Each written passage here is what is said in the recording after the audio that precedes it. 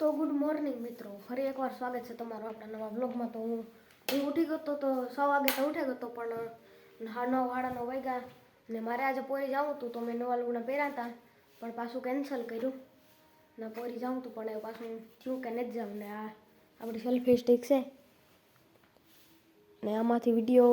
હાલો તો એમાંથી વિડીયો ઉતારીને જોઈએ કેવું કે વ્યૂ આવે। તો ફાઇનલી એવા આપણે આમાં માઉન્ટ કરી દીધો આપણો ફોન તો આમાંથી સારો વ્યૂ આવે કે પછી ઓલા હાથીથી કરાય એમાં વ્યૂ આવે સારો તો મને તો કેમ ખબર હું જોઈ મને લાગે કે આમાં સારો વ્યૂ આવતો હે કામ કરવા કે મને પકડવામાં હરખાઈ પકડાઈ જાય પડે નહીં ફોન આમાંથી ગમે એટલો લાગીએ તો બસ એવો 9 વાગવા આવ્યા ને પ્રમાણે દી હે ખીર ઉત્તરાયણ તો પતંગ સગાવવાની થાય તો હાલો તો એ પછી મળીએ। તો એ બપોર થઈ ગઈ બપોર તો નથી થઈ પણ કેટલા વાગ્યા 10 થવા આવ્યા ને હું આ સ્ટેરિંગ વ્હીલ સેટઅપ બનાવતો હતો સ્ટેરિંગને ક્લચને બ્રેકને ને મારે ઉપર પતંગ સગાવવા જવું હતું પણ પવન જ નહોતો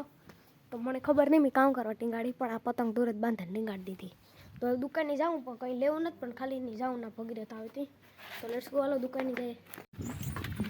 તો દુકાને ગયો હું ભગીરથ આવ્યો હતો અને મને ખબર પડી કે મારી સાયકલમાં પંચર પડ્યું પંચર તો નહીં પણ નીકળે એમાં હવા તો એમાં હવા નહોતી તો હું પાછો ઘેર હવા ભરવા જા વાલગોલામાંથી નીકળે લગભગ તો ઘેર પૂગે ગયો પાછો અને એવા સાયકલનું કંઈક કરવું જશે પંચર રાંધવું જશે ને આજ લાગડી લગભગ બપોર પછી ખાઈને 1-8 વાગે ભગીરથને ઘેર જવાનું થાય લગભગ ખબર નથી તો પહેલાં તો ઘરમાં જઈને આપણો સ્ટેરિંગ વ્હીલ એક્સેલેટરનો પ્રોજેક્ટ પૂરો કરીએ લાઇટ કરી લઈએ હાલો તો ફટાફટ આને પૂરું કરીએ લેટ્સ ગો। તો એક બહુ મેન વસ્તુ તો હું તમને દેખાડતા જ ભૂલે ગયો તો એ મેન વસ્તુ આપણે આ પડી તો આમી છેલ્લી વાર મેં આ બનાવ્યા હતા રોલર સ્કેટ જો બ્લોગમાં દેખાડાય ત્યાં નહીં હોય મેં લગભગ પણ તો આવા હે આ શિયાર બેરિંગું ફિટ કરી દીધા મેં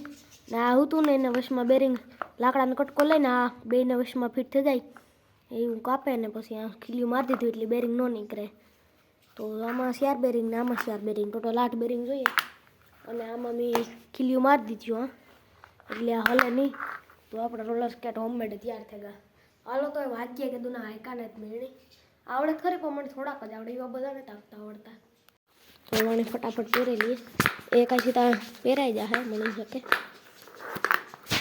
તો એકાશી તો પહેરાઈ જશે તો હાલો તો ફટાફટ પહેરાઈ લઈએ આને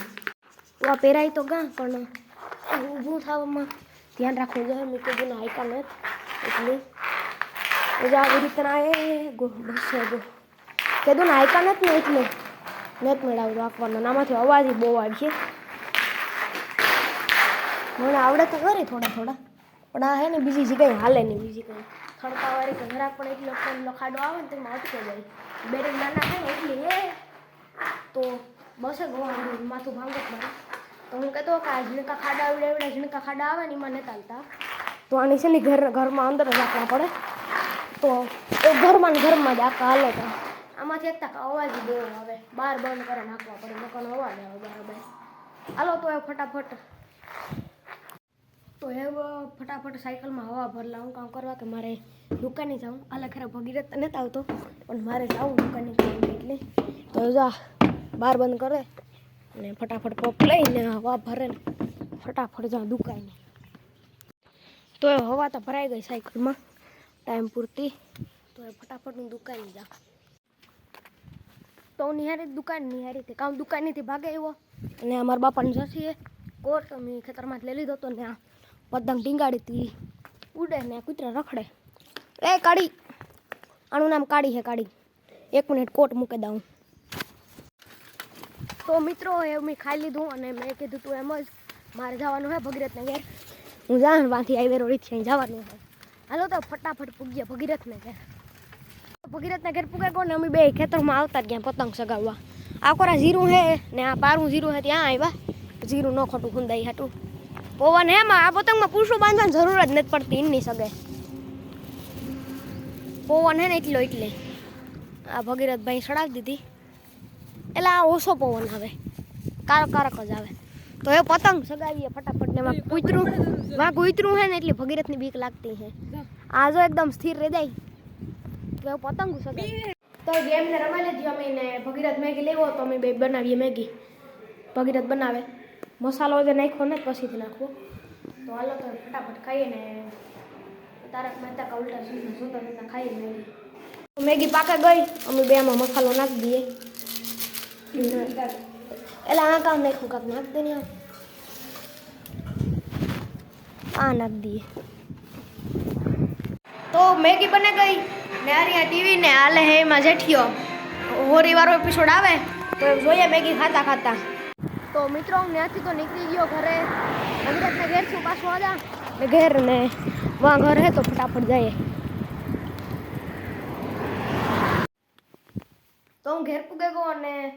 મારી માઈ સિક્કી બનાવી તો હું જોતો તો ખાઈ ની કેવી ખાઈ આવી હે સિક્કી મને તો ભાવી બીજા બધાને ભાવે કે નહીં બાકી મને તો ભાવી ને 7 વાગવા આવ્યા તો હાંસ પણ ગઈ ને વાગી ગયા 10:30 તો આજના બ્લોગમાં એટલું જ મળી આવતો ધમાકેદાર બ્લોગમાં તો પાછું જોવાનું ભૂલતા નહીં મારો બ્લોગ આવજો